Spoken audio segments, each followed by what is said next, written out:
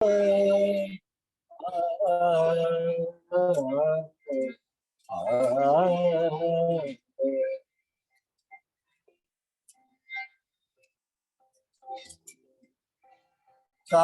ऐसा कोई मंदिर होता,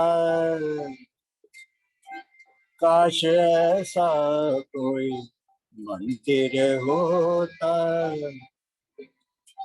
जिसमें बस मैं मेरा ईश्वर होता, जिसमें बस मैं मेरा ईश्वर होता।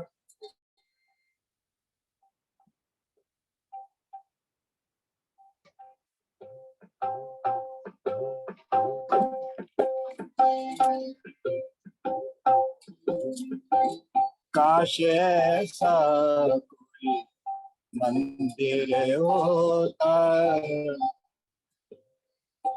जिसमें बस मैं मेरा ईश्वर होता, काश ऐसा मंदिर होता।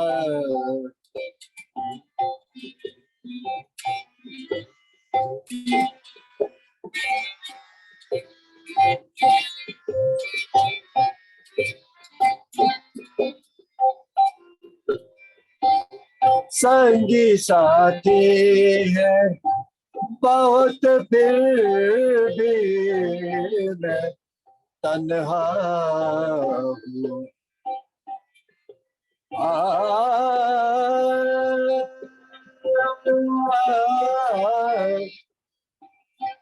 संगी साथी है बहुत, फिर भी मैं तन्हा हूँ। एक प्रभु संग हो तो आनंद कर होता, एक प्रभु संग है तो आनंद कर होता, जिसमें बस मैं मेरा ईश्वर होता, काश ऐसा कोई मंदिर होता।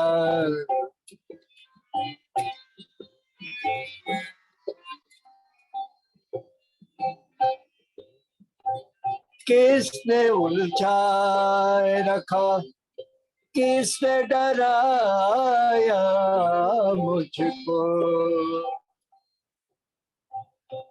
मुझको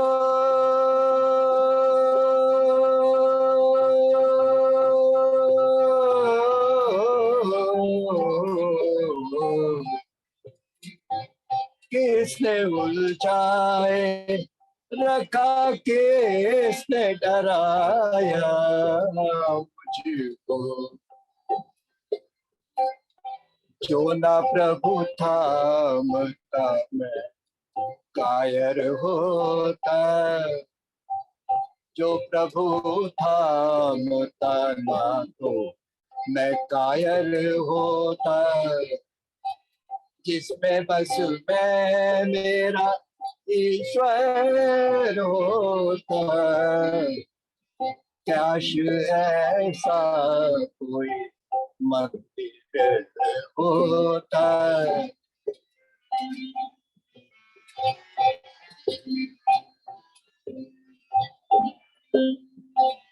कर संभल जाता दुरित मार्ग वैर द्वेषों से, वैर द्वेषों से, वैर द्वेषों से, घर संभल जाता दुरित मार्ग वैर द्वेषों से,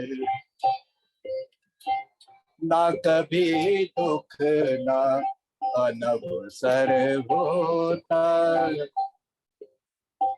ना कभी दुख ना अनवसर होता, जिसमें बस मैं मेरा ईश्वर होता, काश ऐसा कोई मंदिर होता, जिसमें बस मैं मेरा ईश्वर होता, काश ऐसा कोई मंदिर होता। ना कभी दुख ना होता,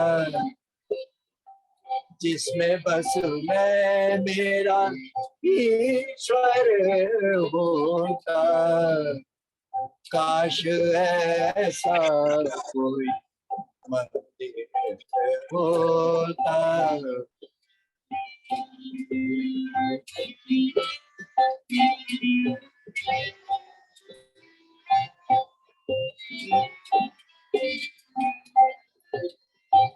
कुछ तोड़ उड़ के मैं ऊंचाइयों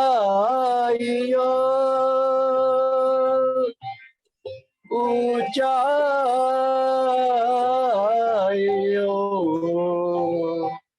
ऊंचाइयों, कुछ तोड़ के मैं ऊंचाइयों को छू लेता। प्रभु पर्वत का मैं कंकर होता। प्रभु पर्वत का मैं कंकर होता, जिसमें बस मैं मेरा ईश्वर होता। काश ऐसा कोई मंदिर होता।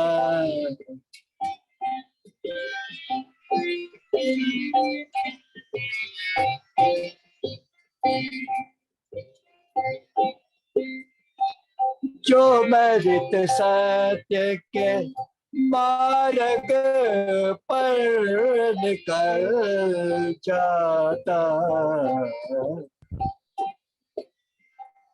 जो मृत सत्य के मार्ग पर निकल जाता,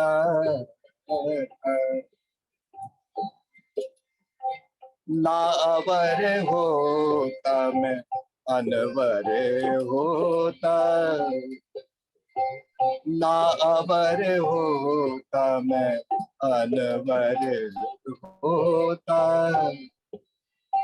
जिसमें बस मैं मेरा ईश्वर होता। काश ऐसा कोई मंदिर होता।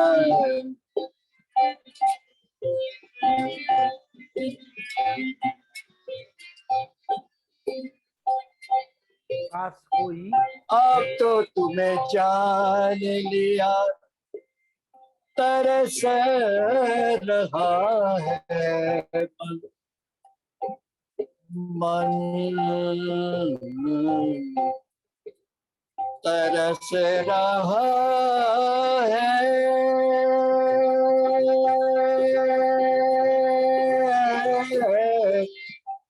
तरस रहा है मन। अब तो तुम्हें जान लिया, तरस रहा है मन। बिन दर्शन तो मैं कातर होता, बिन दर्शन तो मैं कातर होता। काश ऐसा कोई मंदिर होता, जिसमें बस मैं मेरा ईश्वर होता। काश ऐसा कोई मंदिर हो।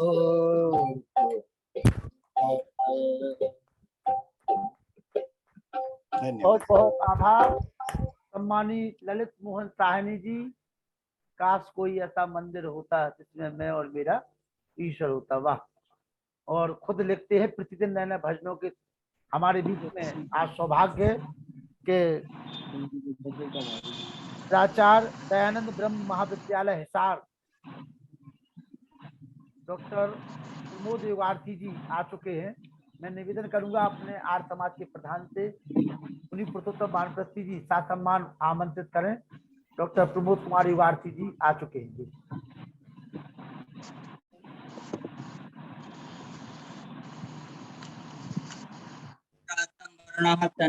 भवति हरेमः तन्न इंद्रो बृहस्पतिः तन्नो विष्णुरुक्मा नमो ब्रह्मणे नमस्ते वायु त्वामेव प्रत्यक्षं ब्रह्मास्मि त्वामेव प्रत्यक्षं ब्रह्म वदिष्यामि कृतं वदिष्यामि अवतु वक्तारम्। ओम शांति शांति शांति। नमस्ते सभी महान भाव मातृशक्ति की बहुत अच्छी भजनों की प्रस्तुति हमने सबसे पहले कमला हंस जी माता जी हमारी, फिर बहन उर्मिला जी, और अभी हमारे ललित मोहन साहनी जी जो अपना पूरा समय दे करके हम लोगों के लिए आशीर्वाद दे रहे हैं। आज का हमारा विषय अध्यात्म विद्या की उपादेयता। बहुत अच्छा विषय है, गहराई से हम लोग सुनेंगे तो समझ में भी आएगा, हृदय से संगम करेंगे। और आज के हमारे व्याख्याता मुख्य व्याख्याता हैं डॉक्टर प्रमोद युगार्थी जी, आचार्य दयानंद, जैसा कि वह लखनलाल जी ने बताया है, और हम उनको सुनेंगे। हमारा सौभाग्य है। मैं बड़े सम्मान के साथ में, आदर के साथ में सम्माननीय श्री प्रमोद युगार्थी जी के लिए आमंत्रित करता हूँ, वो आए और आज के विषय पर प्रकाश डालें। हम लोगों का सौभाग्य। डॉक्टर सम्माननीय प्रमोद युगार्थी जी, स्वागत है सम्मानित डॉक्टर प्रमोद कुमार जी, आइए। ओम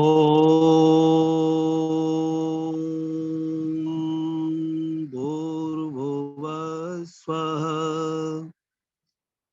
तत्सवितुर्वरेण्यं भर्गो देवस्य धीमहि धियो यो नः प्रचोदयात्। ओम शांति शांति शांति। सबको मेरा सादर नमस्ते। नमस्ते जी, नमस्ते जी। आर्य महाकुंभ इस वेबिनार में आज की सभा में उपस्थित सारस्वत अतिथि पंडित नरेंद्र दत्त जी, आर्य भजनोपदेशक,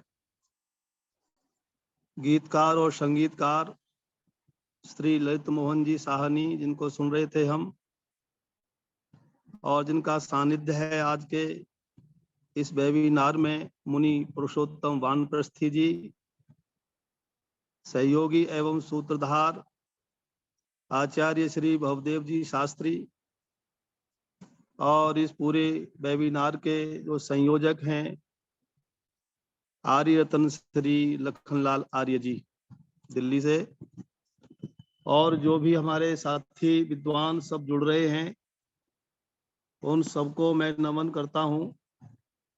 हिसार से भी हमारी बहन उषा मतदान हैं, हमारे भाई नरेंद्र शर्मा जी हैं, बहन सुप्रभा जी आर्या, कोमल शर्मा हैं, हरिद्वार से भी LS राजपूत, ये बहुत लोग धीरे धीरे जुड़ रहे हैं।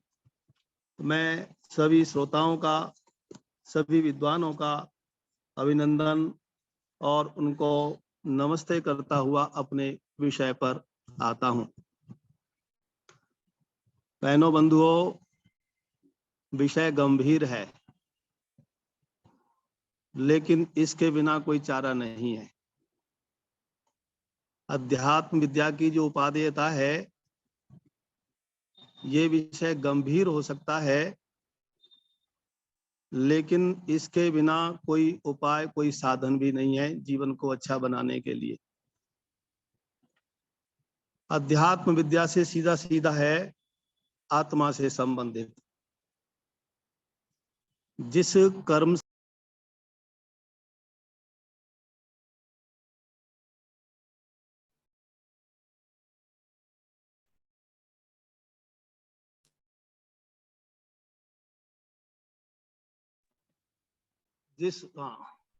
जिस क्रिया से थोड़ा सा डिस्कनेक्ट हो जाता है कई बार, ये जिस क्रिया से, जिस साधना से आत्मा विकास हो, विद्या आध्यात्मिक कहलाती है। मैं सीधा सीधा सांख्य आचार्य से आपको जोड़ना चाहता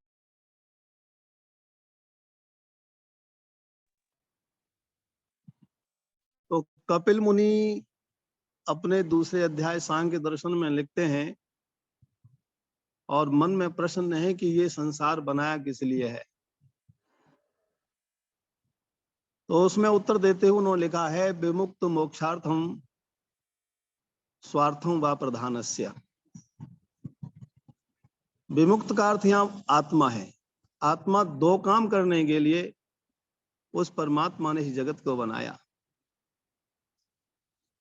एक मोक्ष प्राप्त करने के लिए और दूसरा है स्वार्थम, भोग भोगने के लिए। दो काम करने के लिए उस प्रभु प्यारे परमेश्वर ने सृष्टि की रचना की। प्रश्न मन में आता है कि भोग तो हम सारे भोग रहे हैं, पशु पक्षी कीट पतंगे मनुष्य जितने भी प्राणी जगत है वो सब भोग भोग रहे हैं अपने कर्मों से, पिछले कर्मों के आधार पर या इस जन्म में जो कर्म कर रहे हैं उनके आधार पर हमें भोग मिल रहे हैं। लेकिन मुक्ति सबको क्यों नहीं मिल जाती है? जब दो काम करने के लिए संसार बनाया है तो फिर मुक्ति सबको क्यों नहीं मिल जाती है? चलो हम मनुष्य से इतर जितने प्राणी हैं उनको छोड़ें, केवल मानव को ही देखें तो मानव को फिर जैसे भोग मिल रहे हैं वैसे मुक्ति मिले। हम ये माने कि भाई पशु पक्षी वो तो केवल भोग योनि है, तो ऐसे फिर मुक्ति क्यों नहीं मिल रही है भोग के तरह? तब आचार्य कपिल मुनि उत्तर देते हैं, और ऋषियों की जो वाणी होती है वो बहुत दूर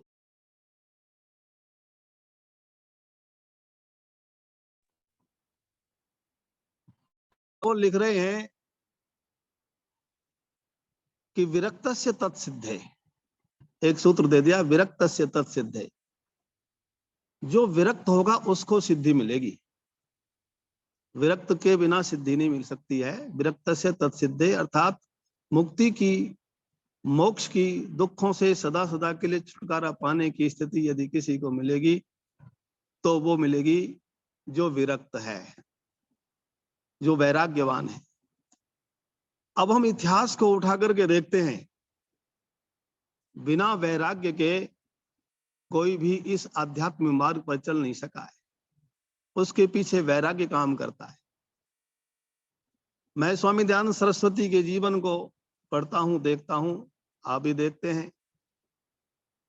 उनका जब जीवन देखते हैं, प्रारंभिक जीवन जहां उन्होंने अपनी बहन की और अपने चाचा की मृत्यु देखी है, तो उस मृत्यु के संकट को देख करके उनके मन में एक प्रश्न आ गया कि ये क्या चीज है। उनके अंदर वो संकट कैसे टाला जा सकता है, ये क्या चीज है, ये वैराग की चीज आ रही है। जब तक ये इस तरह के वैराग्य भाव नहीं आएंगे तब तक मूल शंकर दयानंद ही नहीं बन सकता है। वैराग की भावना का आना परम आवश्यक है। आर्य समाज से इतर उदाहरणों को भी देखें हम। आप गौतम बुद्ध को लीजिए, उनका इतिहास आता है कि उन्होंने जब मृत्यु को, अर्थी को देखा है तो उनके अंदर वैराग्य आया। बोले ये क्या चीज है? बोले भाई ये ऐसी स्थिति है और ये सब की बनती है, जिसने जन्म लिया है उसकी स्थिति ऐसी होती है। वैराग के संस्कार जागृत हो रहे हैं। वृद्धावस्था को देखा है, बोले ये कौन है? बोले कि ये वृद्धावस्था हो गई है, कभी ये युवा थे आपकी तरह।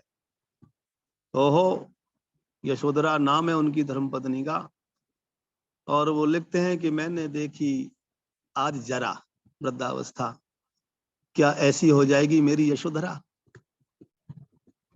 आप उदाहरण को देखें, मैं आचार्य शंकर का उदाहरण भी आपको देना चाहता हूं,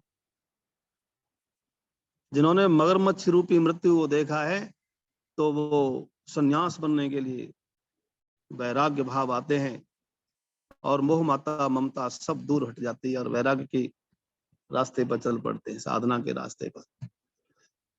कितने ही उदाहरण लें बहनों बंधुओं, जिसको हम देखें जो साधना के पथ पर चल रहा है उसके अंदर वैराग्य की ज्योति जली है। इसलिए ऋषि कपिल मुनि को लिखना पड़ गया कि भाई यदि मुक्ति और इस आध्यात्मिक मार्ग पर चलना चाहते हैं तो विरक्तस्य तत्सिद्धे, जो विरक्त है उसको सिद्धि मिलेगी और कोई चारा नहीं है। फिर एक और प्रश्न कर दिया कि जी ये बताइए फिर ये वैराग्य के भाव सबको क्यों नहीं होते? इसका उत्तर मुनि कपिल देते हैं, आचार्य कपिल जी। और उस उत्तर को जब हम सुनते हैं तो मैं आर्य रतन लखनलाल जैसे आर्य जी को मैं बधाई देना चाहता हूं कि वो ऐसे कार्यों को कर करके जो उत्तर दे रहे हैं कपिल मुनि, वो जीवंत बना रहे हैं उस उत्तर को। कैसे कह रहे हैं? बोले कि भाई देखो, विरक्तता सबको क्यों नहीं मिलती है? बोले अनादि वासनाया बलवत्वात् न श्रवण मात्रत्वात् तत्सिद्धि अनादि वासनाया बलवत्वात्। केवल एक बार सुनने से, एक बार पढ़ने से, एक बार सुनने से, एक बार पढ़ने से ये मत समझो कि भाई हमें विरक्तता वैराग्य आ जाएगा, क्योंकि अनादि वासनाया बलवत्वात्, हमारे चित्त पर, हमारे मन पर जन्म जन्मांतरों से, अनादि शब्द ऋषि अनादि शब्द लिखते हैं जिसका कोई प्रारंभ ही नहीं है, पता नहीं कब से हमारे चित्त पर, हमारे मन पर वासनाओं का निवाव बाड़ा है। जन्म जन्मांतरों से हम उनकी उन वासनाओं को, उन दूषित संस्कारों को तो काटते नहीं है, उल्टे और इस जन्म में आकर के और भी तरह तरह के उस संस्कारों को अपने चित्त पर अंकित करते चले जा रहे हैं। तो कपिल मुनि की इस बात को हम ध्यान में रखें कि भाई देखो, उनको काटना है तो उसके लिए हमें काम करना पड़ेगा, बार बार श्रवण करना पड़ेगा, बार बार अभ्यास करना पड़ेगा, बार बार सुननी पड़ेगी। जो चीज हमने सुन ली है फिर सुनो। गुरुजनों के सानिध्य में, संतों के जो पहुंचे हुए संत हैं उनके सानिध्य में जो सत्संग की बात की जाती है वो इसीलिए की जाती है कि भाई साधु की संगति, विद्वानों की संगति, अच्छे पुरुषों की संगति हमारे जीवन को बदलने का काम करती है। जिस चीज को हम जानते हैं बुद्धि से, उसको भी सुनने का अवसर यदि मिलता है तो भाई जाना चाहिए। और जो साधु हैं, संत हैं, जो बाकी में आध्यात्मिक साधक हैं, अनायास ही उनके पास में जाने की कोशिश करनी चाहिए। आपको कोई काम नहीं है, कोई काम नहीं है, ना कुछ पूछना है, ना उनसे कुछ लेना है, लेकिन आपको पता लगता है कि भाई आध्यात्मिक संत हैं, साधु हैं, तो चलो उनके पास चलते हैं। अनायास वैसे ही जाने से भी बहुत सारी चीजें आदमी की ठीक होने लगती हैं, विचार और उसके चित्त पर, मन पर परिवर्तन आने लगता है। ये सब आध्यात्मिक बिंदु हैं। बहुत सारों की जीवनी हम पढ़ते हैं। मैं अष्टावक्र गीता का मैंने थोड़ा सा अध्ययन किया तो उसमें राजा जनक और अष्टावक्र का संवाद है। राजा जनक पूछते हैं, कथम ज्ञानम प्राप्नोति, कथम मुक्तिर भविष्यति, वैराग्यम च कथम प्राप्तम, एतत् ब्रूहि माम प्रभो। हे प्रभो, हे स्वामी अष्टावक्र जी महाराज, मुझे बताइए मैं कैसे ज्ञान को प्राप्त करूं, कैसे वैराग्य को प्राप्त करूं और कैसे मुक्ति मिले। तीनों प्रश्न दे रहे हैं और तीनों प्रश्नों को जब सोचते हैं तो श्रोता बंधुओं तीनों एक ही लगते हैं, जुड़ती कड़ी एक से ही जाकर के है। वैराग्य कह लो, मुक्ति कह लो, ज्ञान की प्राप्ति कह लो। ज्ञानम पराकाष्ठा वैराग्यम, जब ज्ञान की पराकाष्ठा होती है तो वैराग्य होता है। जिसको सचमुच में वैराग्य है, विरक्तता है, बहुत उच्च कोटि की आत्मा समझे उसे, जो सच्चे अर्थों में वैराग्य है, बनावटी नहीं। किसी संकट में आकर के, किसी लोभ लालच माया मोह में, क्रोध में, किसी और दुर्गुण के कारण यदि वो वैराग्य का नाटक कर रहा है तो उस नाटक की बात शास्त्र नहीं कर रहा। सचमुच में वैराग की सीधी सीधी परिभाषा में आपको योग दर्शन और तमाम चीजों के भी परिभाषा दूंगा वैराग की, लेकिन एक मोटी मोटी परिभाषा है, जब सांसारिक पदार्थों से चाहे वो कैसे भी हैं उनमें दोष दिखाई देने लगे, दोष ये दिखाई देने लगे कि मुझे नहीं चाहिए, मुझे नहीं चाहिए, मुझे नहीं चाहिए, क्योंकि मैं जितना इसमें लिप्तमान होऊंगा, जितना लिप्त होऊंगा उतना मैं इसमें उलझता हुआ चला जाऊंगा। ये भाव जब आने लगते हैं तो समझो वैराग की ज्योति धीरे धीरे प्रकाशित हो रही है, जल रही है अंदर, और उस आत्मा को कोई न कोई मंजिल, कोई न कोई रास्ता जरूर मिलेगा। वैराग की ज्योति को जलाने का प्रयत्न, तो वही प्रश्न कर रहे हैं कैसे वैराग को प्राप्त करूं, तो भाई उत्तर वो दे रहे हैं। एक तो उत्तर इसमें भी है, हम आध्यात्मिक प्रेमियों को चाहिए, वैसे भी विद्या के प्रेमी को, जो किसी से प्रश्न पूछता है, जानना चाहता है जिज्ञासा लेकर के, तो वो विनम्रता उसके अंदर होनी चाहिए। विनम्र भाव से अपने आचार्य से, अपने गुरु से, अपने साधु से, किसी विद्वान से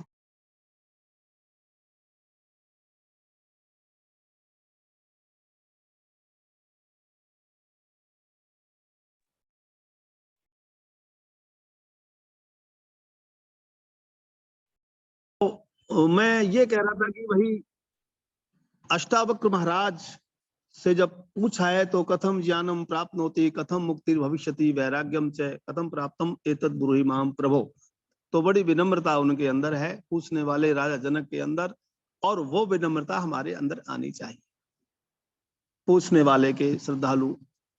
हम इसी चीज को लेकर के देखें, प्रश्नोपनिषद हम पढ़ते हैं, प्रश्नोपनिषद के पास में ऋषि पिपलाद ऋषि हैं, और उनके पास आध्यात्मिक विद्या को पूछने के लिए कुछ जिज्ञासु जाते हैं प्रारंभ में ही कि मैं आध्यात्म विद्या का उपदेश दीजिए। तो पिपलाद ऋषि ने 1 साल के लिए उनको अपने आश्रम में रहने की बात कही,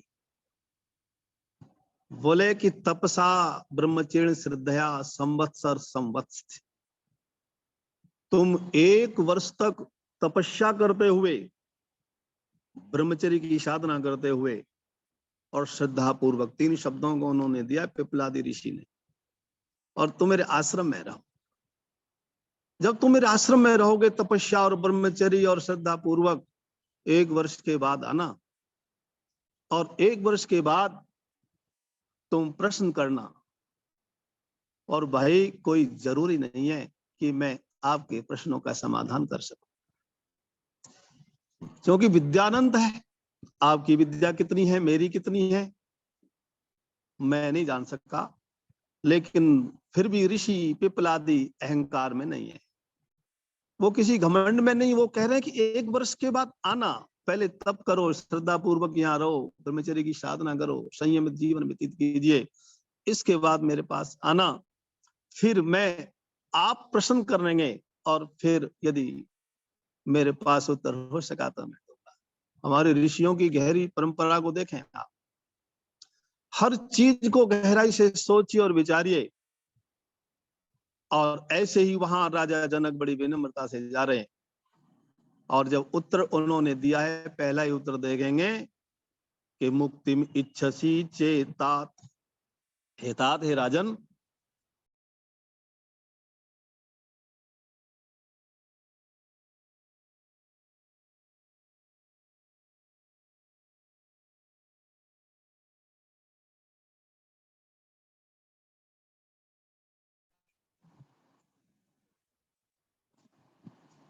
आपने फ्लाइट मोड पे लगाया था, क्यों नहीं लगाई? लगा हुआ है। हाँ, तो वो पहला उत्तर देने लगे, फ्लाइट पे लगा दो बच्चे, फ्लाइट मोड पर ये टेलीफोन कैसे आ रहा है फिर? चलिए ठीक है सर। हाँ, तो वो उत्तर देते हो, मुक्ति में छसी चेतात, अरे राजन तुम मुक्ति को चाहते हो, तो पहला वाक्य बोल दिया, बहनों बंधुओं, रास्ता कोई नहीं है, सचमुच में यही रास्ता है और कोई नहीं है, कितने भी चाहे हम कुछ भी कर लें, लेकिन ऋषियों के रास्ते पर ही आना होगा। मुक्ति में छसी चेतात, तो विषयान विस्वत्यज, तुम सांसारिक विषयों को, सांसारिक वासनाओं को विष के समान जहर के समान परित्याग कर दो। ये वहां पहले ही सूत्र में बात कही गई है। इनकी तरफ अब बार बार ऐसी बात को जब सुनते हैं कि विषयों के समान छोड़ें, विषयों के समान छोड़ दें, संसार को छोड़ें, तो फिर साधना कैसे होगी? इस बात को आप अष्टावक्र जो राजा जनक से हम पूछते हैं, राजा जनक को जो वैराग्य हो गया और बहुत ऊंची ऊंची बातें करते हैं, राजा जनक का इतिहास, वो याज्ञवल्क्य को, जनक की सभा, ये सब कुछ आता है हमारे इतिहास में। तो उनको ऋषियों ने विदेही की उपाधि दे दी, उनकी प्रवृत्ति को देख करके, राजा होते हुए भी, गृहस्थी होते हुए भी उनको विदेही की उपाधि दे दी। अब एक साधु कालांतर में उनके पास पहुंचा, बोले राजा जनक, बोले हाँ जी, बोले कि आप अपने नाम के पीछे से विदेही की उपाधि हटाओ। बोले क्यों? बोले कि विदेही की उपाधि तो हमारे जैसे साधु संतों को लगाने की होती है, आप तो गृहस्थी हो, राजा हो, आपको ये उपाधि नहीं लगानी चाहिए। अब राजा समझदार हैं, देखना राजा भी। तो राजा ने कहा कि हे साधु महाराज, आप बैठिए, हाथ मुंह धो, पानी पीजिए और बताइए, भोजन करें। भोजन के बाद मैं आपको बताऊंगा कि भाई विदेही की उपाधि मैंने हमारे पीछे क्यों लगाई है। यदि आपको लगे कि ठीक नहीं है तो आपको अधिकार होगा कि मेरे नाम से पीछे से हटा देंगे, आप अपने नाम के पीछे लगा लेना। तो ये हाथ मुंह धोए, पानी और भोजन साधु के अनुसार पूछा गया। बोले महाराज भोजन कैसा करेंगे? उसने बताया ऐसा करेंगे, सात्विक भोजन करेंगे। और राजा ने उन साधु के अनुसार ही भोजन बनाया और खुद लेकर के आ रहे हैं श्रद्धा पूर्वक। ध्यान देना, यहाँ भी एक बात और बीच में देख लेंगे, व्यावहारिक बात है। भोजन में 3 चीजें होनी चाहिए, होगी तो भोजन स्वाद लगेगा। एक तो खाने वाले को भूख लगी हो, साधु को भूख लगी है, और एक खाने वाले के अनुकूल भोजन हो। यदि विपरीत भोजन होगा तो भाई वो कहेगा भाई मेरे अनुकूल नहीं है, मुझे अच्छा नहीं लगता। और तीसरी चीज और होती है कि भाई श्रद्धावान, खिलाने वाले में आस्था और श्रद्धा हो। तीनों चीजें जहां होगी तो वहां भोजन का स्वाद कई गुना बढ़ जाता है और अच्छा भी लगता है। यहाँ तीनों चीजें हैं, लेकिन तीनों चीजें हैं पर इसलिए याद दिलवाई, आगे देखेंगे। जब भोजन करने के लिए थाली परोस दी तो राजा ने एक बात याद दिला दी साधु को। बोले कि महाराज भोजन करने से पहले एक बात मैं आपको याद दिलाता हूँ। बोले वो क्या बात है? बोले कि जहां आप बैठे हो जिस आसन पर, उस आसन के ठीक ऊपर कच्चे धागे से एक नंगी दुधारू तलवार बंधी हुई है। यदि उस धागा हिला तो वो टूट सकता है और तलवार गिर सकती है आपके सिर पे, सिर फट भी सकता है, आपकी मृत्यु भी हो सकती है। तो वो साधु कहता है महाराज फिर तलवार के नीचे भोजन क्यों करा रहे हैं? हाँ मुझे कहीं और स्थान पर करा दीजिए। बोले कि नहीं, मुझे इसी स्थान पर आपको भोजन कराना है। जब ये बात कही तो क्योंकि मैंने आपके प्रश्न का उत्तर भी देना है, राजा जनक कहते हैं। और इसके बाद फिर जब भोजन खाने लगे तो उस महाराज जी ने भोजन को जल्दी जल्दी जितना जल्दी हो सके उतनी जल्दी वो निगला, और फटाफट ना उन्होंने नमक ज्यादा है कम है, मिर्च चाहिए नहीं चाहिए, कोई और सामान चाहिए, कुछ नहीं, दोबारा भोजन भी जितना एक बार लेकर के आए थे उसको ही वो निपटाने पर लगे और बहुत जल्दी ही उसको निपटा करके एकदम वहां से उठे और दूसरी जगह बैठे। तब वो राजा ने प्रश्न पूछा कि बताइए महाराज जी आपको भोजन कैसा लगा? बोले सच बताएं? बोले सच बताइए। बोले कि भोजन में कोई स्वाद नहीं आया, ना अच्छा लगा ना बुरा लगा। बोले क्यों नहीं लगा? बोले लगा इसलिए नहीं कि भाई वो जो मेरा मन था वो भोजन में नहीं था, वो तलवार में था, कहीं ये तलवार ना गिर सके, इसलिए भोजन में कोई स्वाद नहीं आया। तब राजा जनक उस महाराज जी को समझाते हैं, कहते हैं कि सुनो महाराज जी, आपको तो जब भोजन कर रहे थे तलवार के नीचे बैठे हुए थे, उस समय आपको लग रहा था कि भोजन ठीक नहीं है, मेरा मन भोजन में नहीं है, क्योंकि आपको तलवार रूपी मृत्यु दिखाई दे रही थी, लेकिन मेरे गुरुदेव ने तो मुझे 24 घंटे मृत्यु दिखा दी है। 24 घंटे देखो उसको, 24 घंटे। और जब 24 घंटे देखेंगे तो जैसे तुम्हारा मन भोजन में नहीं लग रहा था, वैसा मुझे भी संसार में नहीं लग रहा है। लेकिन मैं राजा हूं, राजा के उत्तरदायित्व को पूरा कर रहा हूं। मैं गृहस्थी हूं, मैं अपने परिवार के उत्तरदायित्वों को पूरा कर रहा हूं। मुझे उत्तरदायित्वों को, कर्तव्यों को छोड़ करके नहीं भागना है। ये प्रसंग बहनों बंधुओं हम सोचें और समझें, हमने भागना नहीं है। इस संसार से भाग करके जाएंगे कहाँ?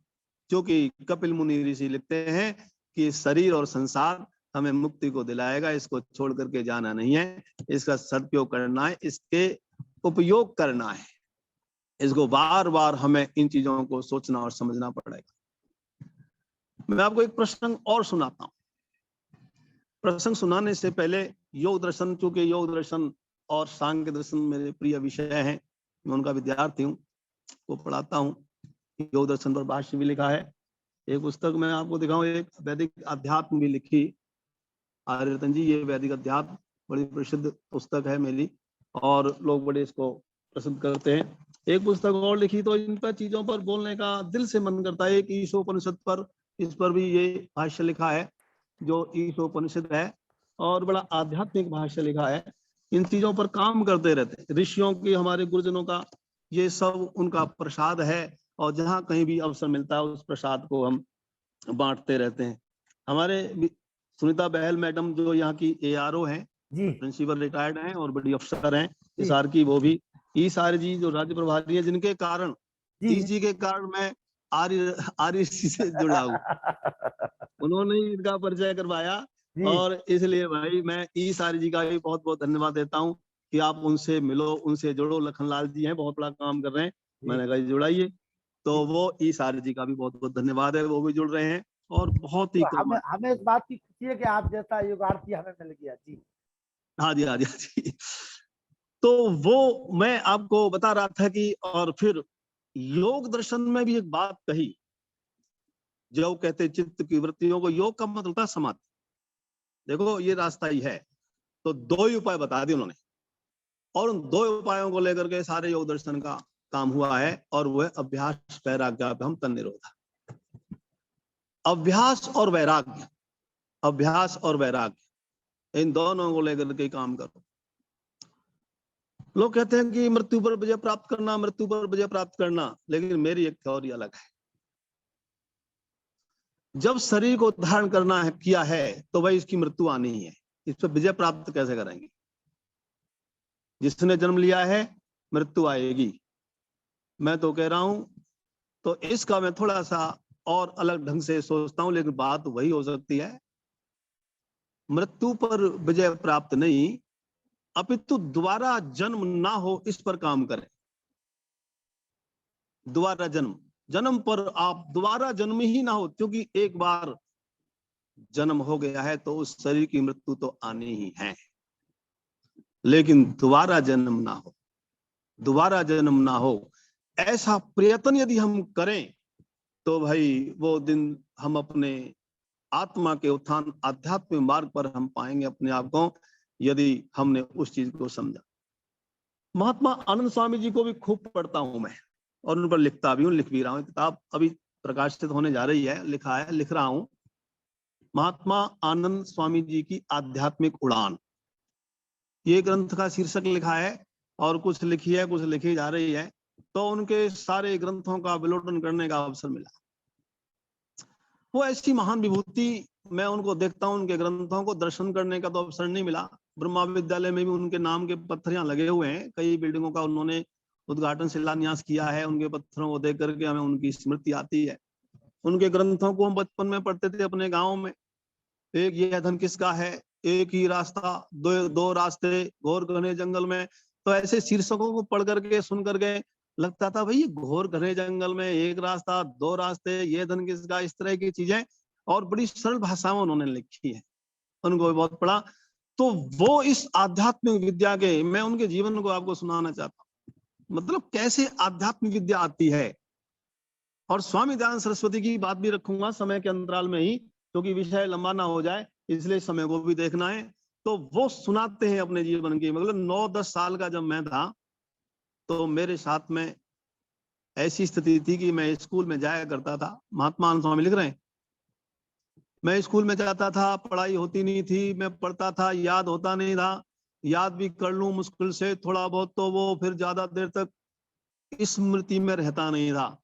3 प्रश्न आते थे मेरी परीक्षा में, तीनों गलत करता था मैं, और मेरे मास्टर मुझे डांटते थे, डपटते थे, और मेरी पिटाई भी लगाते थे। पिताजी को पता लगता था तो पिताजी भी डांट मारते थे, और मुझे चारों तरफ से निराशा, घर में भी और स्कूल में भी, सब जगह।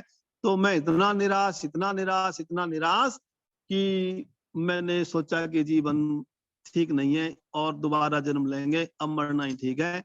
तो वो लिखते हैं कि मैं अपने गांव के पानी, बहुत तेजी से नाला बह रहा था, और उसमें ये सोच करके कि भाई खुशहाल चंद, तेरा जीवन ठीक नहीं है, बुद्धि ठीक नहीं है, और ये सोच करके मैंने उसमें आत्महत्या करने के लिए छलांग लगा दी। लेकिन परमात्मा की कृपा हुई, कैसे हुआ, वो धक्के खाते, उछलते कूदते वो लगभग 1 मील दूर किनारे पर आ गए। लोगों ने देखा, रही तो बेहोश की निद्रा मुद्रा में, और ये लाला गणेशीदास जी का बेटा है खुशहाल चंद। अच्छा परिवार था, पैसे वाले थे, बाग बगीचे थे, तो वो उनकी प्रसिद्धि थी, मेहनतों की गद्दी उनकी मानी जाती थी। जलालपुर जट्टा जो पाकिस्तान में है, उनको ले गए और भाई उनको दवाई वगैरह कराई और ठीक हुआ। अब इसके बाद चेहरे पर मायूसी तो रहती थी, मायूसी, निराशा, लेकिन एक साधु पहुंचे आर्य समाज के, प्रचार करते करते, और वह स्वामी नित्यानंद सरस्वती जी महाराज आर्य समाज का प्रचार करते थे, लगन थी। और उस इलाके में वो पहुंचे और इनके गांव में पहुंचे, और महात्मा आनंद स्वामी जी के पिताजी के घर पहुंचे। ये छोटे थे, और इन्हीं को, खुशहाल चंद जी को ही लगा दिया कि बेटा तुम स्वामी जी की सेवा करो, रोटी आदि भोजन आदि खिलाओ। अब ये देखो, वो लिखते हैं, सो अपनी लेखनी से उनके जीवन में मिलता है, खुद भी वो लिखते हैं। और वहां नित्यानंद जी, खुशहाल तू सेवा करता है, तेरा नाम तो खुशहाल है, तेरा नाम तो खुशहाल है, पर तेरे चेहरे पर खुशहाली क्यों नहीं है, तेरे चेहरे पर खुशहाली क्यों नहीं है। तो खुशहाल चंद जी ने बता दी सारी घटना।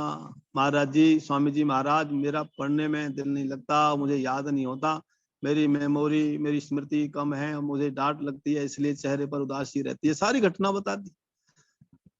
तो वो नित्यानंद सरस्वती जी महाराज बड़े ही भाव विभोर होकर के और बड़े उत्साह से बोले, अरे बेटा खुशहाल चंद, इसकी दवा तो मेरे पास है और मैं इसको बांटता रहता हूँ, और ये दवा है, और दवा लाओ, कागज कलम, और कागज कलम को लाया गया और उस पर लिख दिया, बोले कि ये दवा है। और दवा क्या लिखी बहनों बंधुओं, वो दवा लिखी गायत्री महामंत्र, ओम भूर्भुवस्सुः तत्सवितुर्वरेण्यम भर्गो देवस्य धीमहि धियो यो न प्रचोदयात्। ये मंत्र लिखा और अर्थ भी लिख दिया, और प्राणाधार ये सब अर्थ लिखा, दुखों के विनाशक मैं तेरी शरण में आता हूँ, ऐसा ऐसा उन्होंने लिखा। और ये कहा कि तुम इस मंत्र को जाप करो, और जाप करते करते अर्थ का चिंतन भी करो, क्योंकि योग दर्शनकार पतंजलि ऋषि लिखते हैं, जपस तदर्थ भावनम।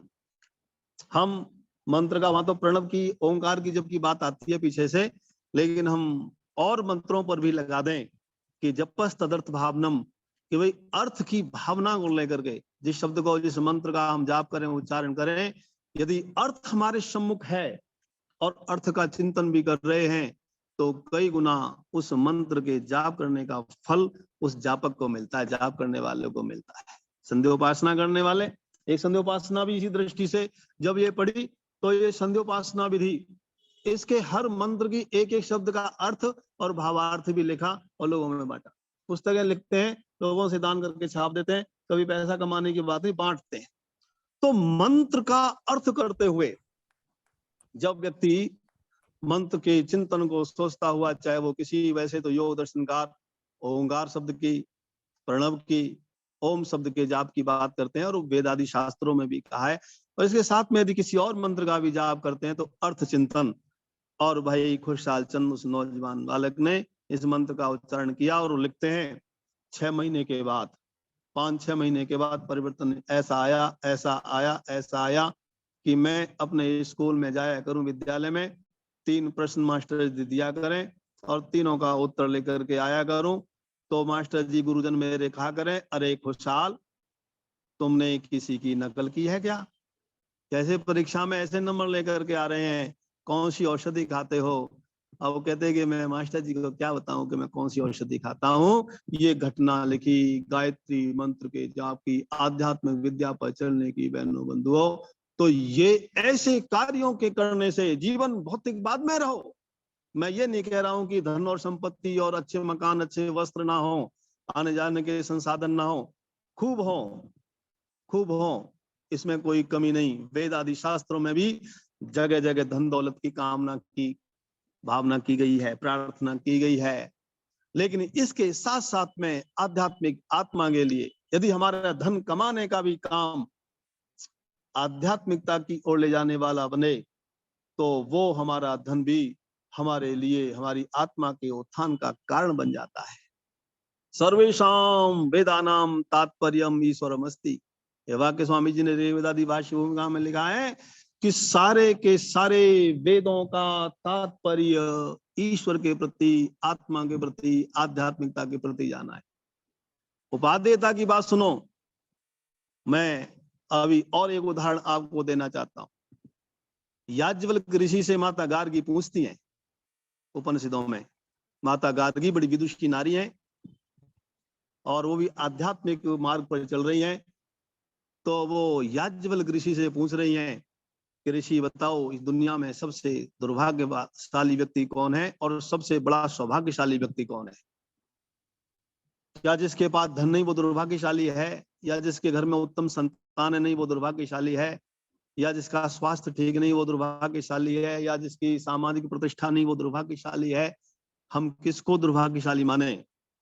तो याज्ञवल्क्य ऋषि कहते हैं कि देखो, जिनका नाम आपने लिया है यदि नहीं है तो दुर्भाग्यशाली तो हैं। धन नहीं है, मकान नहीं है, पैसा नहीं है, अच्छी संतानें नहीं है, यश कीर्ति प्रतिष्ठा नहीं है, उत्तम स्वास्थ्य नहीं है, ये दुर्भाग्यशाली के चिन्ह हैं।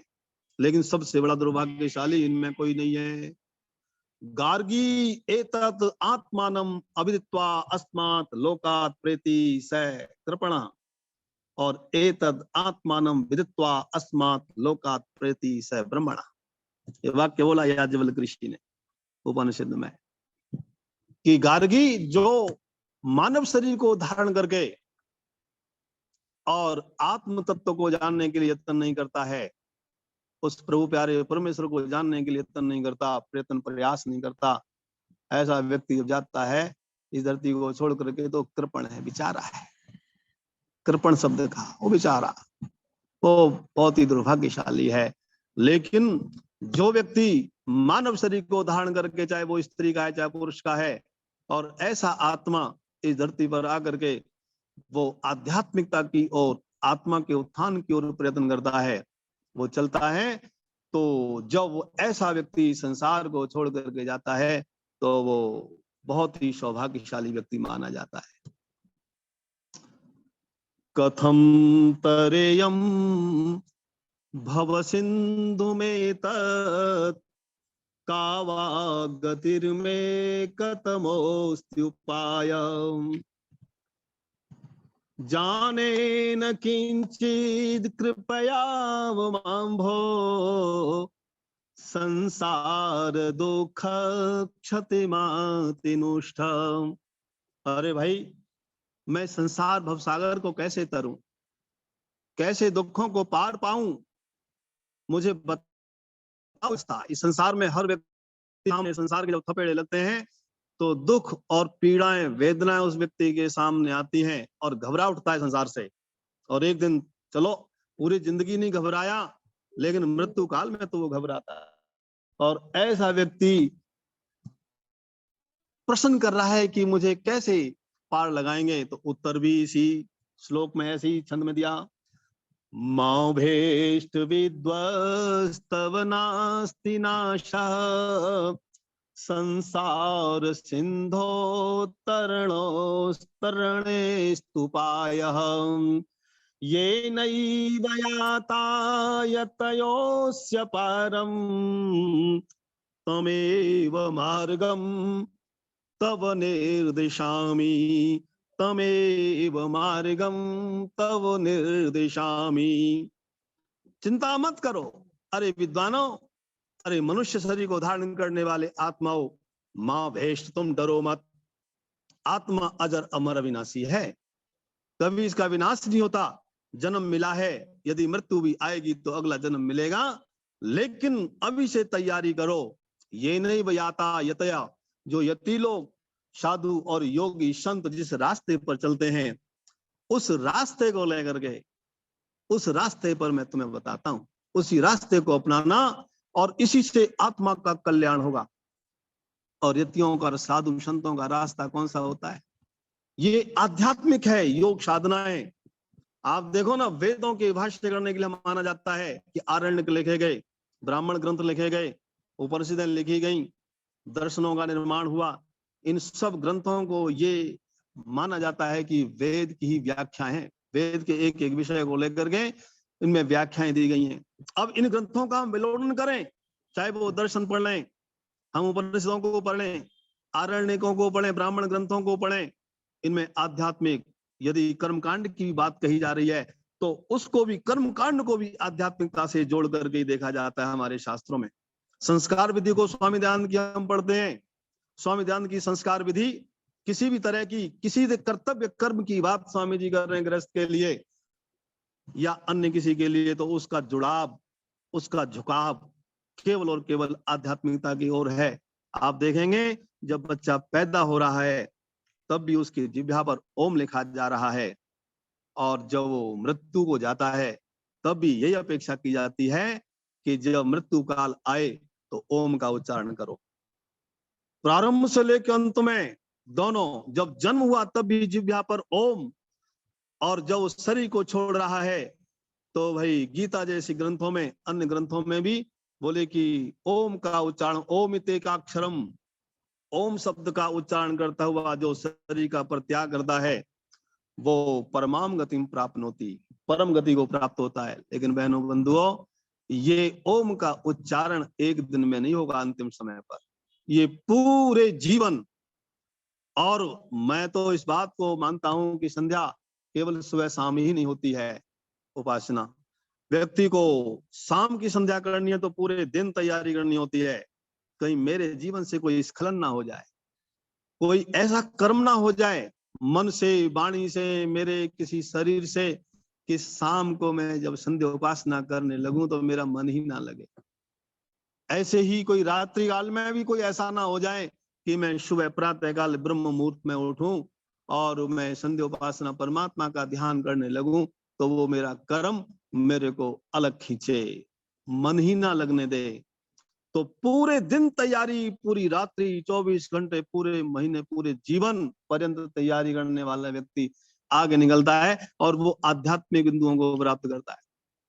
स्वामी दयानंद सरस्वती वेदांत की बात लिखते हैं सत्यार्थ प्रकाश में, और देखो वहां भी वैराग की बात कर रहे हैं, वो अभ्यास और वैराग की 4 साधन बताते हैं वेदांत के, उन्होंने वहां से लिया है।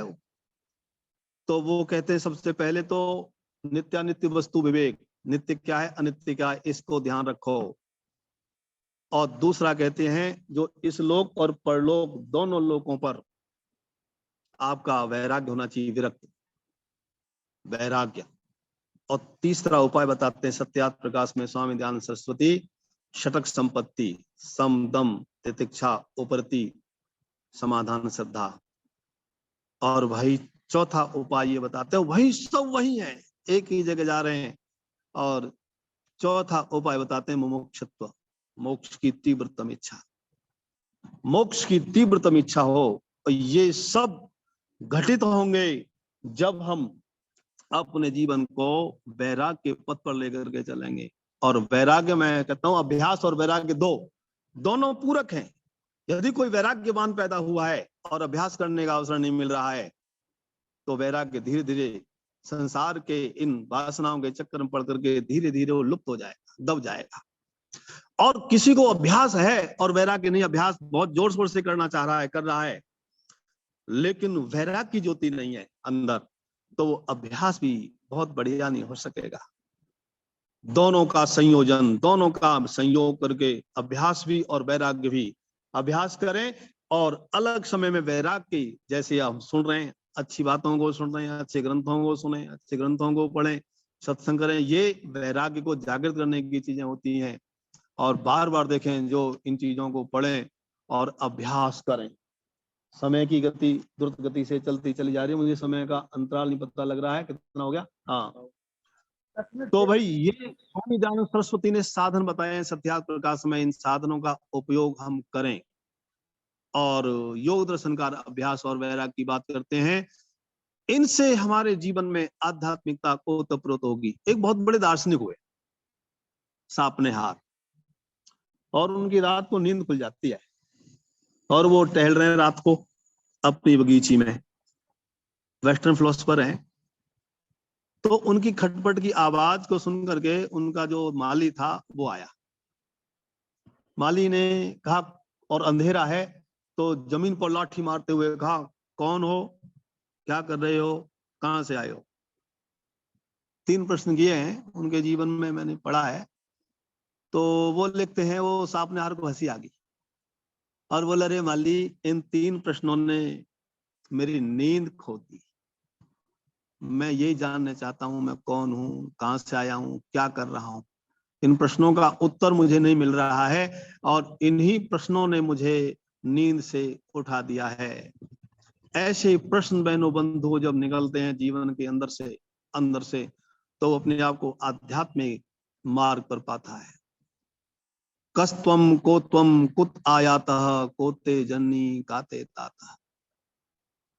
कौन हो, कहां से, कौन पिता, कौन माता, ये सारी चीजों का चिंतन और मनन करो, तो व्यक्ति का जीवन उस आध्यात्मिक मार्ग पर चलने के लिए तैयार होता है। और मन करता है कहते रहें, सुनते रहें, सुनाते रहें, लेकिन कुछ पंक्तियां मैं सुनाता हूं, मैं अपने लिए कह रहा हूं और मेरे लिए कहते हुए मैं सोचूंगा कि श्रोता भी अपने आप पर ही डाल करके देखें। करता रहूं गुणगान, मुझे दो ऐसा वरदान। करता रहूं गुणगान, मुझे दो ऐसा वरदान। तेरा नाम ही जपते जपते, तेरा नाम ही जपते जपते, इस तन से निकले प्राण, इस तन से निकले प्राण। करता रहूं गुणगान, मुझे दो ऐसा वरदान। तेरी दया से मेरे भगवन मैंने नर तन पाया। तेरी दया से मेरे भगवन मैंने नर तन पाया। तेरी भक्ति में बाधाएं डाले जग की मोह माया। तेरी भक्ति में बाधाएं डाले जग की मोह माया। मैं फिर भी अर्ज करता हूँ, मैं फिर भी अर्ज करता हूँ, हो सके तो देना ध्यान, हो सके तो देना ध्यान। करता रहूं गुणगान, मुझे दो ऐसा वरदान। दयानंद और श्रद्धानंद सी दुख सहने की शक्ति दो। दयानंद और श्रद्धानंद सी दुख सहने की शक्ति दो।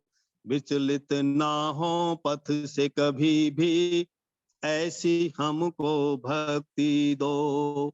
जग सेवा में ही बीते, जग सेवा में ही बीते, इस जीवन की हर शाम, इस जीवन की हर शाम। करता रहूं गुणगान, मुझे दो ऐसा वरदान। न जाने कब कौन घड़ी में तेरा बुलावा आ जाए, मेरे मन की इच्छाएं मेरे मन में ही रह जाएं।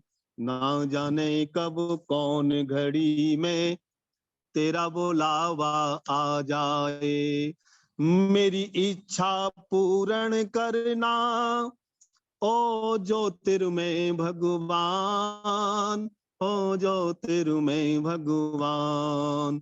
करता रहूं गुणगान, मुझे दो ऐसा वरदान। करता रहूं गुणगान, मुझे दो ऐसा वरदान। तो भाई ये कुछ शब्द छांट करके ऋषि मुनियों के ग्रंथों से ही रखें, हमारा अपना कुछ नहीं है। और भाषा हमारी हो सकती है, प्रस्तुतिकरण हमारा हो सकता है, लेकिन ऋषियों की बातें ही हैं। उनको कोशिश की है कि भाई सरल से सरल, सरल से सरल इन चीजों को आपके बीच में रखा जाए। आध्यात्म विषय बहुत गहन विषय है और इसके बिना कोई चारा नहीं है। ये रास्ता अपनाना ही पड़ेगा, आज नहीं तो कल। मैं धन्यवाद देना चाहता हूँ सभी श्रोताओं को जिन्होंने अपना अमूल्य समय निकाल करके 1 घंटे तक आपने हमें सुना है। धन्यवाद है आर्य जी का, लखनलाल जी का, जिन्होंने आप सबसे जुड़वाने का काम किया, और सभी का, मैं सबका, और ये युद्धवीर सिंह जी भी जुड़े हुए हैं, हमारे हिसार से ही हैं, उनका भी धन्यवाद है। सारे साथी हमारे हैं, बहुत नाम है। तो हमने भी सूचना दी थी तो सबने अपना समय निकाल करके, हमारे डीएबी से, आर्य समाज से भी बहुत लोग जुड़े हुए हैं। कई ग्रुपों में, हो सकता है कोई यूट्यूब पर भी देख रहे हो, फेसबुक पर भी देख रहे हो। उन सबको भाई बहुत बहुत कोट से धन्यवाद है। कभी अवसर और मिलेगा तो फिर और देखेंगे। इन्हीं शब्दों के साथ अपनी वाणी को विराम देता हूँ।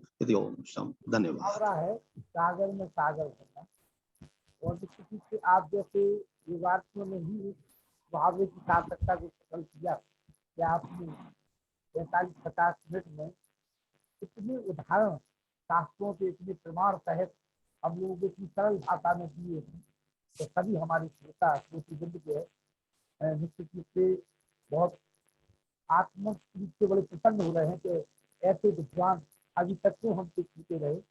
और इस आरजी जो हमारे पतंजलि राज बिहारी हैं, उनका बहुत बहुत आभार। उन्होंने हमें इतनी अच्छी महर्षि दयानंद सरस्वती के मानसिक का डॉक्टर सुबोध कुमार योगार्थी जी के शब्द के साथ चला हुआ है। कई पुस्तकें भी आपको दिखाई, लिखी है, बहुत अच्छा अध्ययन होता है। और हम सभी का सौभाग्य रहेगा कि कल के बाद फिर से पुनः मतलब अवसर को मिलेगा। 1 तारीख से 5 तारीख तक तो अभी संगीतमय वेद कथा आचार्य भव्य शास्त्री जी जो हमारे अजमेर के हैं, जिन्होंने इस कार्यक्रम को हम दोनों लोगों ने मिलकर के प्रारंभ किया था। 1 वर्ष से ज्यादा इस कार्यक्रम को हो चुके हैं, 20वां वर्ष लगना प्रारंभ हो रहा है। कल से आप पुनः सुनेंगे और पुनः डॉक्टर सुबोध कुमार योगार्थी जी को हम आपके बीच में लाएंगे। और बल्कि मैं तो ये कहूँगा वो हमेशा के लिए इस कार्यक्रम के वक्ता हो चुके हैं। ऐसा आज उन्होंने अपनी छाप छोड़ी है और इसी प्रकार से परमात्मा उनको शक्ति प्रदान करता रहे जब वो इस प्रकार के कार्यक्रम को आगे बढ़ाते हैं। नरेंद्र शर्मा जी पहली बार जुड़े हैं, अब चाहते थे 2 शब्द कहें कार्यक्रम के बारे में। नरेंद्र शर्मा जी, बोलिए। नमस्कार जी। नमस्ते नमस्ते। परिचय देती हो, बोलिए, कार्यक्रम कैसा लगा आपको? बहुत आनंद आया, बहुत ही सुंदर, बहुत छोटे छोटे प्रसंगों में योगार्थी जी ने बहुत सुंदर तरीके से बताया और बहुत समझ आई बात। चलिए और आगे भी जुड़े रहिए। थैंक यू शर्मा जी, बहुत बहुत धन्यवाद आपका। मैंने पूरा आपने सुना, कार्यक्रम अच्छा लगा। पूरा कार्यक्रम सुना आपका, बहुत आनंद आया। आचार्य भव्य शास्त्री जी, आप भी 1 मिनट के लिए आ जाइए। राम सेवक निरंजन जी, आई भव्य जी, कल से संगीत में वेद कथा सुनेंगे आप आचार्य भव्य शास्त्री जी को। आई राम सेवक जी। हाँ जी, ओम। आवाज आ रही है लखन जी? आचार्य जी आवाज आ रही है। हाँ जी, सभी को सादर नमस्ते। डॉक्टर प्रमोद जी योगार्थी जी का अभी हम सबने बहुत ही सारगर्भित प्रवचन सुना। हरियाणा अपने आप में आर्य समाज के विद्वानों की धरती रहा है। पूज्य स्वामी ओमानंद जी महाराज जैसे अनेकों संत महात्मा जिन्होंने हरियाणा में अनेकों विद्वान पैदा किए हैं। निश्चित रूप से महात्मा आनंद स्वामी जी के पुस्तकों के आधार पर आप जो पुस्तक लिख रहे हैं हम सबके लिए बड़ी उपयोगी होगी। मैं समझता हूँ आर्य जगत का शायद कोई व्यक्ति ऐसा होगा जिसने आनंद स्वामी जी की जो पुस्तक है उसका स्वाध्याय न किया हो, और यदि किसी ने नहीं किया तो उनको जरूर करना चाहिए। और आदरणीय योगार्थी जी ने भी जो पुस्तकें लिखी है, हम प्रयास करेंगे कि वो पुस्तकें भी हम तक जो उपलब्ध हो और हम सब भी उन पुस्तकों से लाभान्वित हो सकें। जैसा कि आदरणीय लखनलाल जी का ये प्रयास पिछले 1 वर्ष से हम दोनों ने मिलकर के इसकी शुरुआत की थी कि चलो हम अभी कोरोना का काल चल रहा है, कुछ समय करना चाहिए, तो वो प्रयास आदरणीय लखनलाल जी का रंग लाया और पूरा 1 वर्ष हो गया है, 1 वर्ष से ज्यादा का समय हो गया। इस चैनल पर आदरणीय लखनलाल जी बहुत मेहनत कर रहे हैं। प्रतिदिन 50, 80, 100 व्यक्ति जुड़ते हैं, यूट्यूब पर भी जुड़ते हैं, फेसबुक पर भी जुड़ते हैं।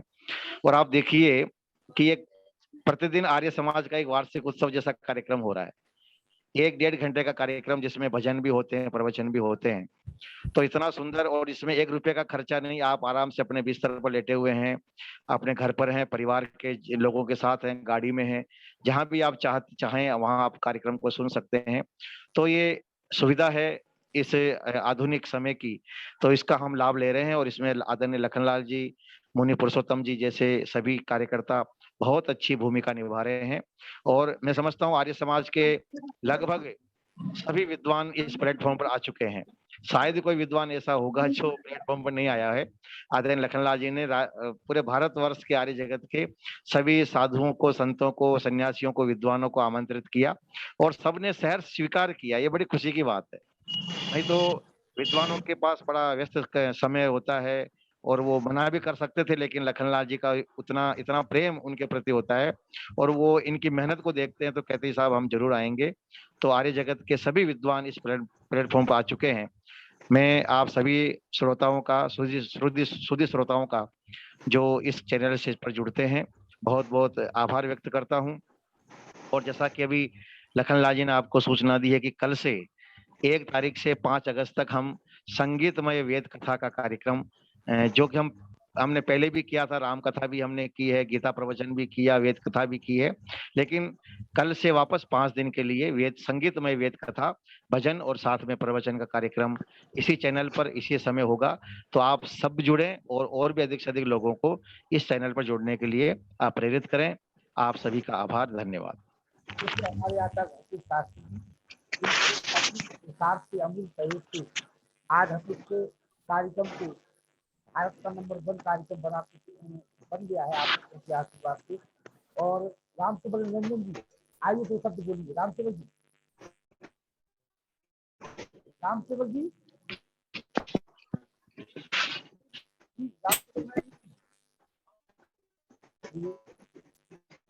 हमारे सीतार जी जो दयानंद के प्रति दिन रात लगे हुए हैं और जिनके इसके प्रेम की वजह से हमें डॉक्टर त्रिलोक योगार्थी की अपनी महान विभूति प्राप्त हुई है। मैं चाहता हूँ कि उनका मैं आभार व्यक्त करूँ। आप आए शब्द कहें प्रभारी भारत वायुमान हरियाणा, आइए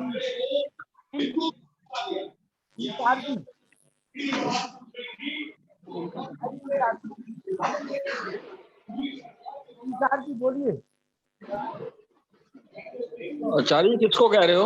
आप मेरे को बोला हूँ, आपको बोला हूँ। अच्छा, ओम परम पूज्य आचार्य श्री और इस कार्यक्रम के संचालक आदरणीय भ्राता लखनलाल आर्य जी और मेरे आर्य बंधु और विद्वत जन, आपने बहुत ही सारगर्भित प्रवचन हमारे पूज्य आचार्य श्री के श्रीमुख से सुना और मैं प्रतिक्रियाएं देख रहा था। कुछ ने उनका मोबाइल नंबर भी मांगा है। पूज्य आचार्य जी जिस संस्था के अंदर कार्य कर रहे हैं वह आर्य समाज की शिरोमणि संस्था है। शायद ही कोई ऐसा शहर हो जिस शहर में आर्य समाज का पुरोहित ब्रह्मा विद्यालय हिसार से ना पढ़ा हुआ हो। अधिकतर आपको पूरे भारत या पूरे विदेशों के अंदर भी इस विद्यालय से स्नातक आपको हमारे विद्वान विभिन्न आर्य समाजों में मिलेंगे। हमारे पूज्य आचार्य देवव्रत जी जो कि इस समय गुजरात के गवर्नर हैं, वो भी इसी विद्यालय की देन है। इसी विद्यालय के अंदर वो पढ़े हैं, आज इतनी विद्वत्ता के साथ बहुत कुशल नेतृत्व कर रहे हैं। ऐसे हम आचार्य यशपाल सदाशु जी को सुनते हैं, वो भी इसी विद्यालय की देन है। इसी विद्यालय के अंदर 4 साल पढ़े हैं। ऐसे पूज्य आचार्य करमवीर जी जो कि योग के क्षेत्र के अंदर बहुत बड़ी भूमिका अदा कर रहे हैं, वो पूज्य आचार्य जी भी करमवीर जी भी इसी विद्यालय की देन है।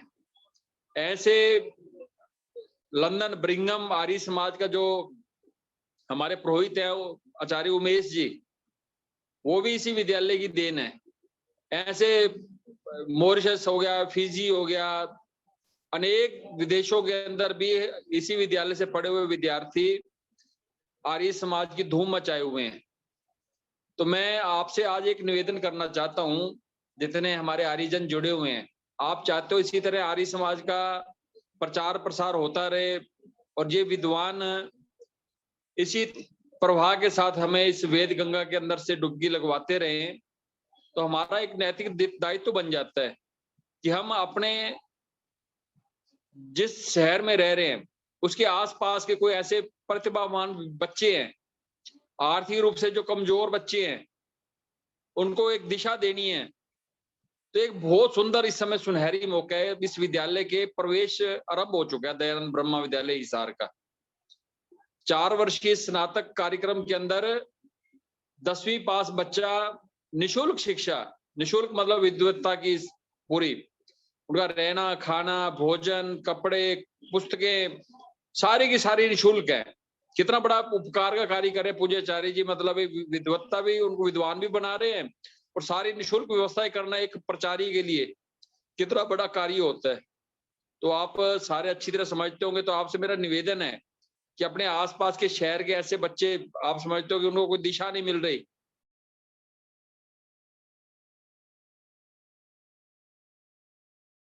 और आचार्य पुरुषार्थी जी से मैं युगार्थी जी से चाहूंगा इस विद्यालय के लिए आप प्रेरित करें ताकि वो बच्चे पढ़कर विद्वान बनकर आपके इस आर्य जगत की सेवा कर सकें। और आप जब खुद संकल्प लोगे तभी ये होएगा, तभी हमारे परिवारों के अंदर पहले सिख धर्म के अंदर जब शुरुआत हुई थी तो एक जो बड़ा बेटा होता, पहला बेटा होता था, उसको सरदार बनाते थे। हमारे आर्यों को भी अब संकल्प करना पड़ेगा कि एक बेटा अपने परिवार का विद्वान बनाना है हमने, तभी हम इस कार्य को आगे बढ़ा सकते हैं। और मैं तो पिछले कई बार क्या आपको कहा भी है, जिसका जितना प्रचार उसका उतना विस्तार। तो उस विस्तार के अंदर आप सभी आर्यजन बहुत बड़ी भूमिका निभा सकते हैं कि इस आदरणीय लखनलाल आर्य जी के प्रयासों को आप व्हाट्सएप फेसबुक के माध्यम से अधिक अपना इसका प्रचार प्रसारित करें।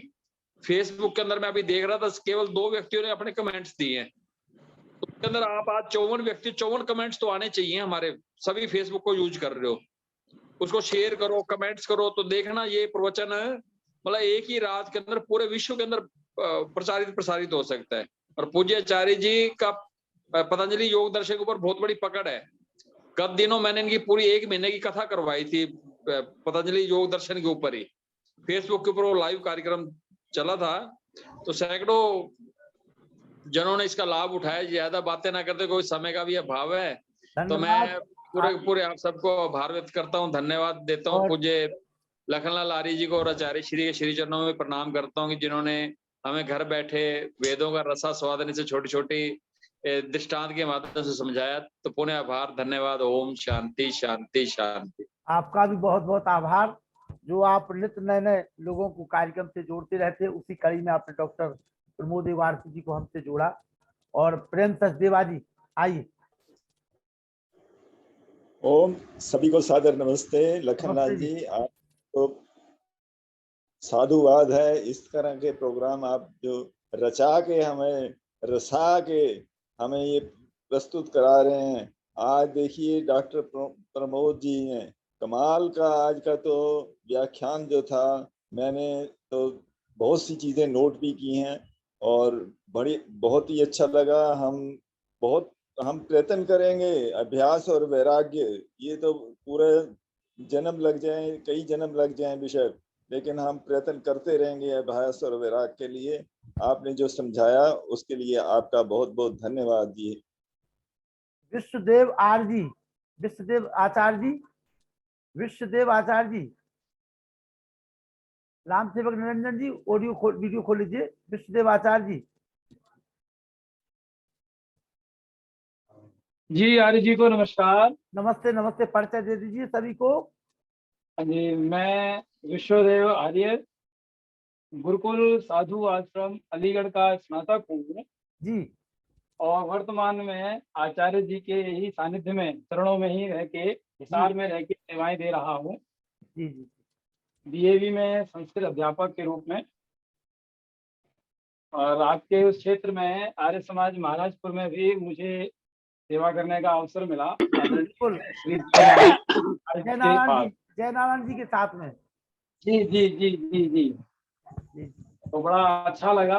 चलिए आगे भी जुड़ी रही हो। डॉक्टर प्रमोद कुमार योगार्थी जी तो अब हमारे हो ही गए हैं। और बिल्कुल बिल्कुल बिल्कुल बिल्कुल। जी जी। उषा मदान जी, सभी को बहुत बहुत धन्यवाद। उषा मदान जी, माता उषा मदान जी आइए। राम सेवक अजान जी, राम कुमार अजान।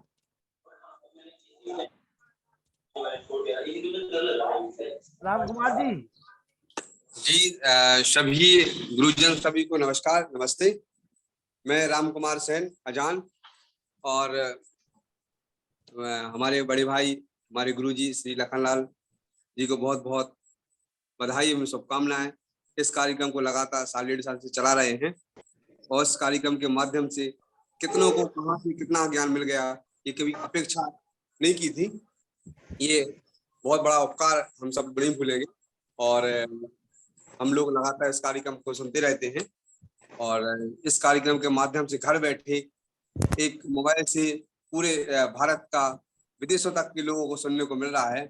ये बहुत बड़ी उपलब्धि है हम लोगों के लिए, और जो उपलब्धि का अपने जीवन में उतार देगा उसका जीवन सफल हो जाएगा। ये हमने देखा है, कई ऐसे विद्वानों को सुना है और भाई साहब को मैंने खुद को सुना है, उससे मैं बहुत प्रेरित होता हूँ और लगातार सीखता रहता हूँ और कई लोगों को सिखाने का प्रयास किया है और जीवन में बहुत कुछ 2-3-4 साल में बहुत कुछ मिला है। इसके लिए मैं हमेशा आपका आभारी रहूंगा।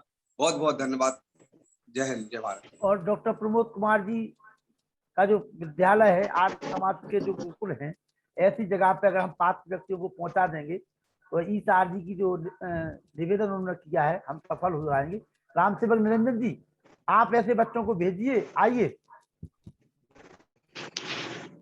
राम सेवक जी, देखिए आज वो समय आ गया है जिसकी खोज आप करते थे कि 10वीं पास के जो बच्चे हैं उनको हम भेजें ऐसी जगहों पे। आइए। इस समय जो गुजरात के राज्यपाल हैं आचार्य देवव्रत जी, वो भी इसी संस्था से पढ़े हुए हैं। आइए।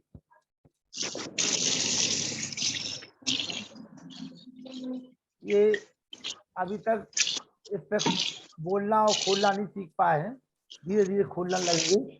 माता चंद्रकांता जी 85 साल की उम्र में खोल लेती है और बोल लेती है। आइए, आप बच्चों को सिखाइए कैसे माइक खोला जाता है, कैसे बोला जाता है। आइए माता चंद्रकांता जी। हाँ जी, आइए। देखिए 85 साल की महिलाएं कितनी अच्छी आदरणीय आइए।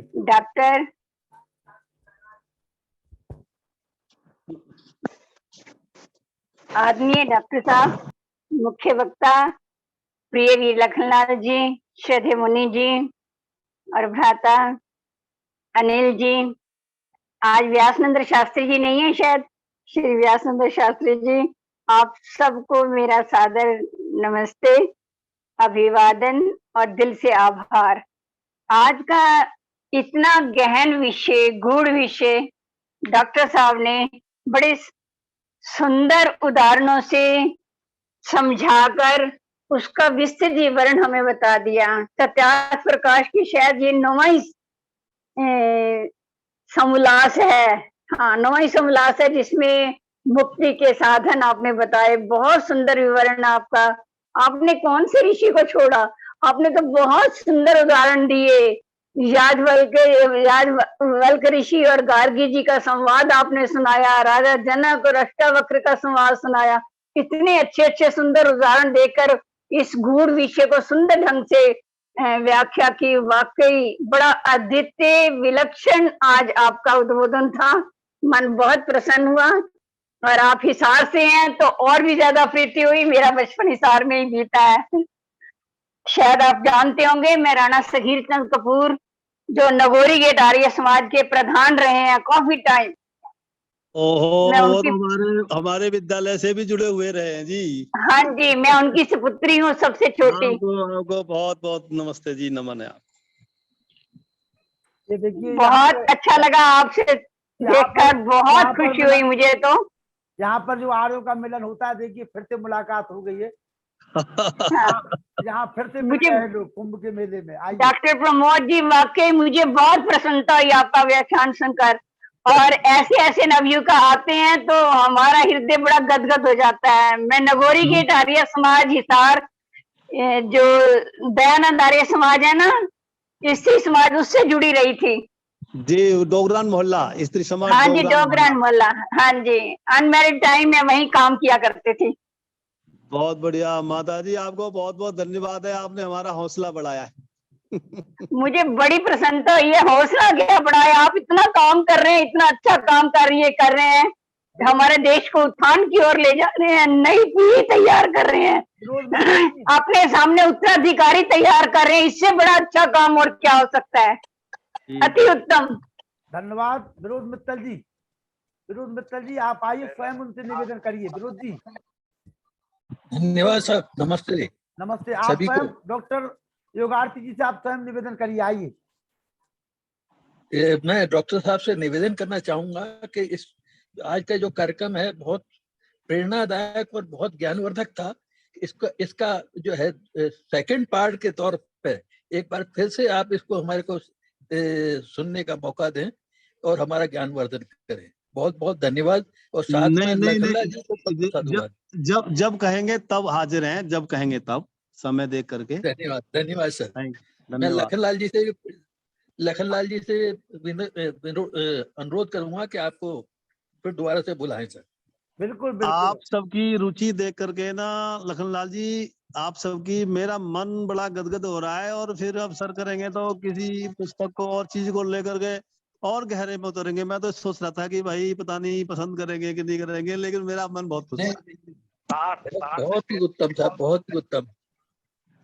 अर्जुन काला जी, अर्जुन काला जी। हाँ जी, मुझे तो बहुत अच्छा लगा। आपसे मेरा भी ताल्लुक है और डॉक्टर साहब ने स्वामी जी का वो जिक्र किया है, जो मैंने तो उनके दर्शन भी किए और उनका प्रवचन भी सुना हुआ है। और मैं दिवाली से हूँ तो पहले हिसार ही हमारा जिला होता था जी।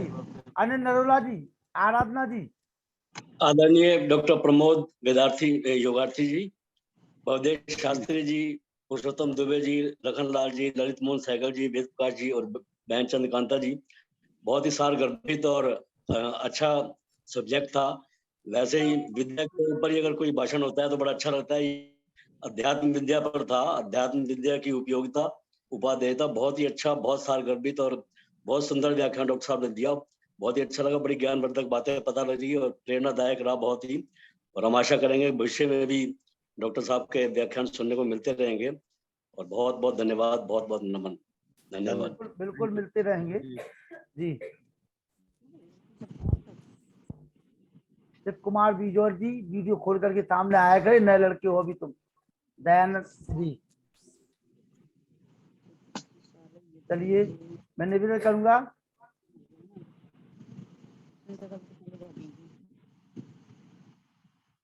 तेज प्रकाश शर्मा जी पोतों को तैयार रखें। मुनि जी से कहूंगा कि आभार व्यक्त करें, शांति पाठ करा।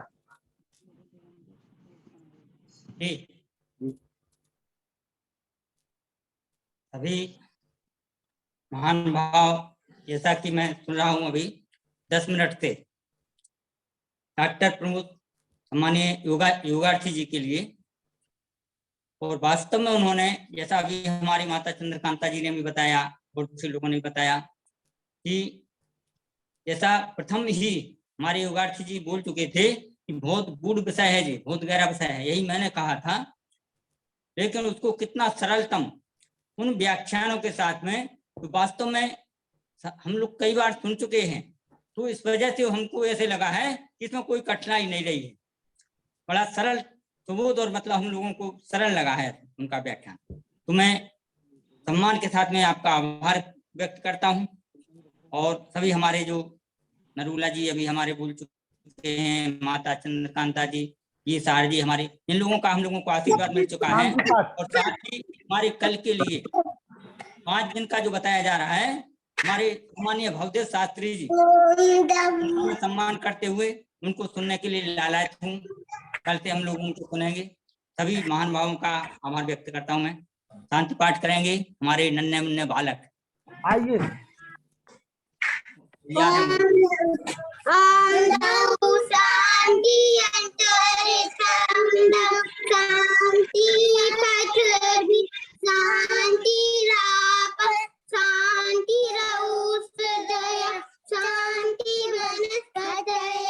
शांति विषय शांति ब्रह्म शांति सर्व शांति शांति रेव शांति सामा शांति रेति ओम शांति शांति शांति जोड़े तो अबे मैं धंती दे दुर्बल बदानंद की दे महती दयानंद की जय पुरुषोत्तम श्री रामचंद्र की योदे साल श्री चिन्ह की जय देश राम की जय माता की जय खेत पुथोती जय और समाज अमर रहे बेटी दोती चलती रहे ऊंचा रहे।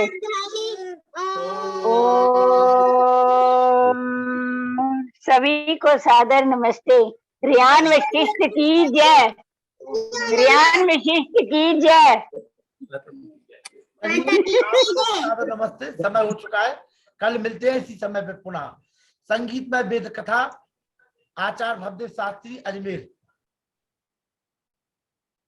भवदेव शास्त्री जी बोलेंगे कल से जी, कल से 5 दिन का कार्यक्रम रहेगा, और फिर से वेरी गुड जी, फिर से पुनः आपको योगार्थी जी को सुनवाया जाएगा 5 दिन के लिए। चिंता न करें आप।